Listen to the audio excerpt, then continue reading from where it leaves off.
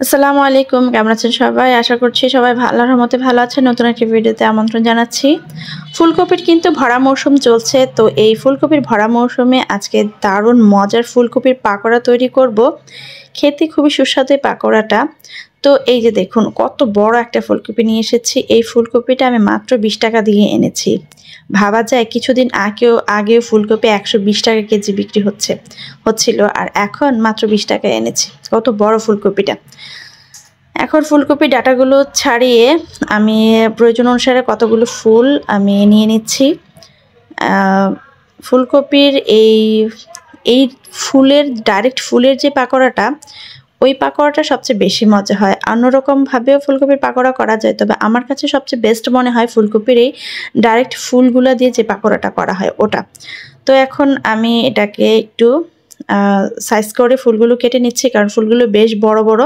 এত বড় ফুল আবার পাকোড়া করা যাবে না, সেদ্ধ হবে না, ভিতরে কোনো লবণ মশলা ঢুকবে না, খেতে ভালো লাগবে না। তো ফুলগুলোকে আমি একটু আমার প্রয়োজন অনুসারে যতটুকু প্রয়োজন ততটুকু করে আমি কেটে নিচ্ছি। এখন এটাকে আমি একটা বোলের মধ্যে নিয়ে পানি দিয়ে 1 চামচের মতো লবণ দিয়ে আমি এটাকে 10 মিনিট ভিজিয়ে রাখবো। কারণ ফুলকপির মধ্যে অনেক সময় দেখা যায় পোকা থাকে।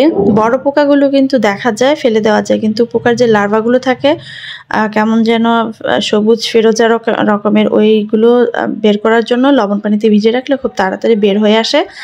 আর যেহেতু ফুলকপিগুলো এখন নতুন ফুলকপি, তো এখন মনে হয় না পোকা হবে, কারণ ফুল আসার পরে যদি বৃষ্টি হয় তাহলে পোকা হয়। এখনও পোকা আসেনি, তো অনেকক্ষণ ভিজে রাখার পরে তেমন পোকা দেখা যায়নি। তো ভালো করে ধুয়ে আমি উঠিয়ে নিয়েছি। এখন একটা হাঁড়িতে 1 চামচ লবণ, 1 চামচ আদা রসুন বাটা, 1/2 চামচ জিরা গুঁড়া, 1/2 চামচ হলুদের গুঁড়া মিশিয়ে নেব। এই পানির মধ্যে আমি ফুলকপিগুলো একটু ভাপ দিয়ে নেব, বেশি না, 5-6 মিনিট একটু বলক নিয়ে নিব। তাতে ফুলকপিটা পুরোপুরি সেদ্ধ হবে না, তবে 50% মতো সেদ্ধ হবে, যাতে ফুলকপির ভিতরে একটু মশলা যায়। এই কারণেই ফুলকপিটা এরকম একটু ভাপিয়ে নেওয়া, কারণ ওরকমভাবে ভাপিয়ে নিলে ফুলকপিটা আসলে সেদ্ধ হতে অনেকটা সময় লাগবে। এরকম করে নিলে হাফ পরিমাণ এখানে সেদ্ধ হয়ে যাবে, আর বাকিটা ভাজার সময় সেদ্ধ হয়ে যাবে। এখন আমি এটাকে চুলা থেকে নামিয়ে ছেঁকে নিলাম। এখন এই ফুলের কোটিংয়ের জন্য আমি ওপরে এটাকে একটা ব্যাটার তৈরি করব। আর এই ব্যাটারটা হচ্ছে বেসন দিয়ে, আমার যতটুকু প্রয়োজন ওই পরিমাণে আমি বেসন নিয়ে নিয়েছি। তারপরে এই বেসনের 4 ভাগের 1 ভাগ দিয়ে দিচ্ছে চালের গুঁড়া। চালের গুঁড়া দিলে বেসন দিয়ে যে কোনো জিনিস ভাজা হলে আর এর সাথে যদি চালের গুঁড়া দেওয়া হয় তাহলে কিন্তু এই উপরের কোটিংটা খুবই ক্রিস্পি হয়। আপনারা চালের গুঁড়ার পরিবর্তে চাইলে এখানে কিন্তু কর্নফ্লাওয়ারও দিতে পারেন। কর্নফ্লাওয়ারও কিন্তু ভাজা পোড়া ক্রিস্পি করতে অনেক বেশি সাহায্য করে। তো এটাকে আমি হ্যান্ড উইক্স দিয়ে খুব ভালো করে ফেটিয়ে নিয়েছি, যাতে কোনো রকম লাম্পস না থাকে। এখন আমি কিছু মশলা অ্যাড করছি।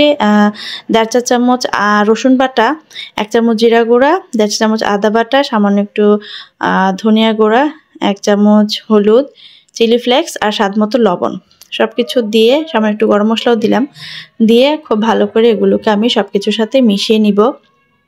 মিশিয়ে ব্যাটারটা যতটুকু ঠিক রাখা প্রয়োজন ওই রকম ঠিকই রাখা হবে। তো এই জন্য আমি অল্প অল্প পানি দিয়ে আমি ব্যাটারটাকে রেডি করে নিচ্ছি। ব্যাটারটা যত ভালো করে ফেটানো হবে, এই ব্যাটারটা কিন্তু এই ফুলকপির ফুলের গায়ে খুব ভালো করে লাগবে এবং ভাজার পরে খুব সুন্দর ক্রিস্পি হবে। তো কারা কারা ফুলকপির পাকোড়া বাসায় তৈরি করেছেন এই ফুলকপির মৌসুমে, তারা অবশ্যই কমেন্ট করে জানাবেন, আর আপনাদের কাছে কেমন লাগে তাও জানাবেন। প্যানে তেল দিয়ে দিলাম, দিয়ে গরম করে এতে আমি ফুলকপি ব্যাটারে চুবিয়ে দিয়ে দিচ্ছি।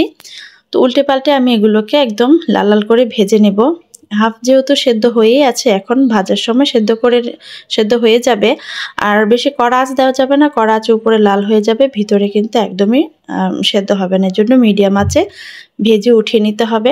এই ফুলকপির পাকোড়াটা কিন্তু আসলেই খেতে খুবই মজা। আমরা বাসায় বলতে বাবার বাড়িতে থাকতে অনেকবারই খেয়েছি। তো আমার হাজব্যান্ডও ওইরকম ফুলকপির পাকোড়া খাওয়া হয়নি, তো ওর জন্যই মূলত আজকে স্পেশাল করে বানানো। তো ওকে দিয়ে বললাম যে খেয়ে টেস্ট করে দেখো কেমন হয়েছে, কেমন লাগছে। তো প্রথমে বলছে এগুলো কি চিকেনের কোনো রান্না কি? আমি বলতেছি আরে না, চিকেনের রান্না, ফুলকপি খেয়ে দেখো কেমন হয়েছে। তো বলতেছে না, বেশ ভালোই লাগছে খেতে, খুব ভালোভাবে সেদ্ধ হয়েছে। আজ এই পর্যন্তই, দেখাবে অন্য একজনে। আল্লাহ হাফেজ।